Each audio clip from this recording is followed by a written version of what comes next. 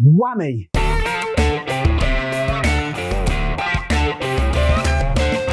Hi people, Daniel from Devil & Sons Guitars here, and in the A to Z of guitar today, we're looking at the whammy bar. Great, so the whammy bar, what is a whammy bar? A whammy bar could also be known as a tremolo bar, a vibrato bar. Sometimes we talk about the whole thing, not just the bar itself. We might say a system, a tremolo system. I'll talk about the subtle differences of that later. Also, I'm saying a bar, some people call it the arm, but essentially it's a thing on a guitar that when you use it, you can change the pitch of the notes you're playing. So for example, you could strum your guitar, press down on your whammy bar, and what it does is it makes your notes get lower. We might call that a dive. You dive on your whammy bar. The notes get lower because as you dive, the strings move, or the bridge moves, so the string tension lessens. Therefore, the dive. Now, some of these whammy bars allow you to go the other way as well and pull up and get a note that goes higher as you increase the tension of the string. But some only allow you to dive. The ones that go both ways we call a floating bridge, because where the bridge meets the surface of the guitar, it's raised, so it's allowed to go up and down, it's floating. Whereas on the ones that dive, the bridge actually sits flat on the guitar. So when you press down on the bar, it raises to let the strings decrease in tension, but you can't push or pull the bar up because there's nowhere for your bridge to go because it's touching the guitar body. Now, one thing to note about floating systems is the string tension and the spring tension balance each other out, so they fall into the exact right position you want for your guitar to stay in tune, which means if you break a string, suddenly the tension of the springs is going to be greater than the tension of the strings and the balance will go, so your strings will go out of tune. This isn't really a problem in a non-floating one because the springs pull the bridge flat against the body. So even when a string breaks, it's not going to affect the tension, which is always stronger below. Now, one thing to note is string gauge. I've got a whole other video in this A to Z series about string gauges, but essentially it's the thickness of the string. And because the strings are different thicknesses, going from your low E, the thickest, to your high E, the thinnest, when you dive with it or pull with it, the tension in them is going to change at unequal rates, which means if you hold down a chord and play the chord and then dive with it, each string in that chord won't change pitch at the same rate. So you won't, for example, be able to dive from a G down to an F. It will go all out of tune with each other. So though it might be called a tremolo and a vibrato system as well, truly it's actually a vibrato. Vibrato means change in pitch, whereas tremolo means change in loudness.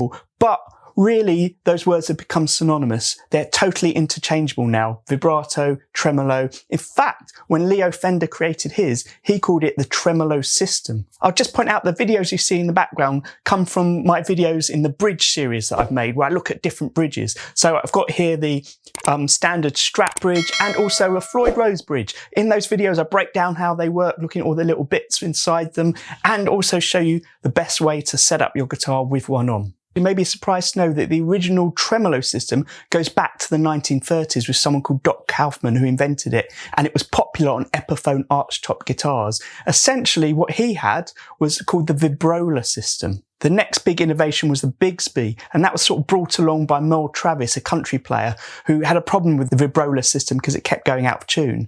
So Bigsby invented something to stop that happening, and essentially the way his design differs from most other designs is that the strings roll over the bridge and are connected to the bridge. So when you push down on your tremolo bar, you're rolling the bridge, you're rolling the strings.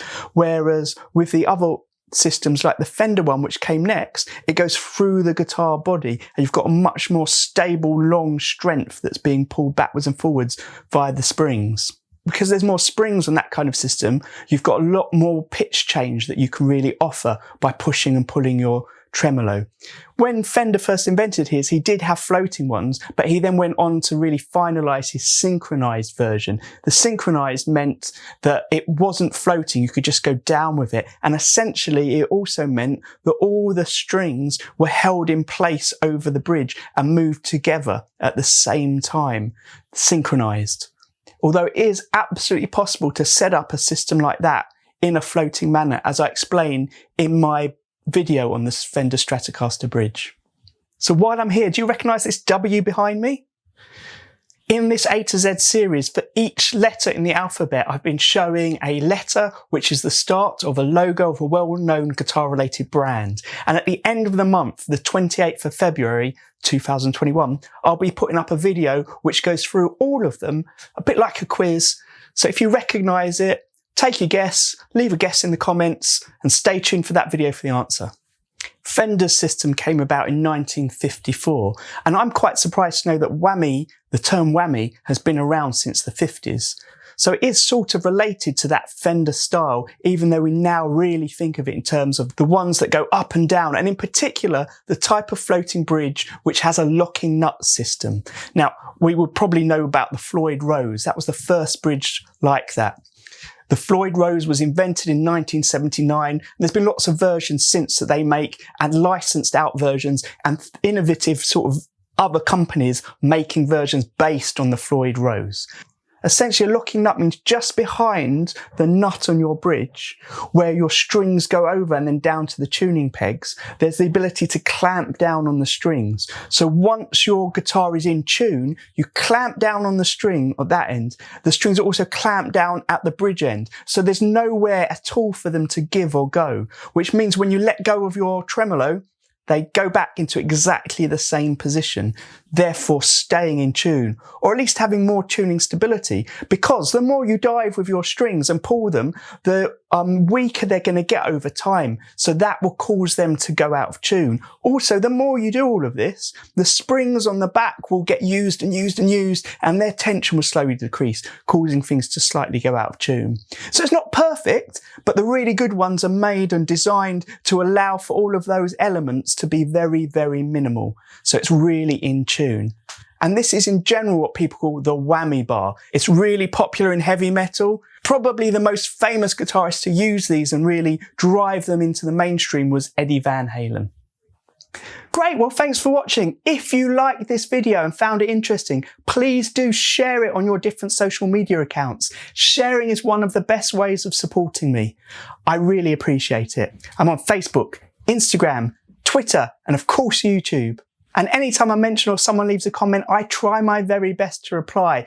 But for now, there's just a few videos left in this A to Z series. So please like this video, go back and watch the others, and subscribe and hit that bell to see the future ones. Until next time, happy strumming.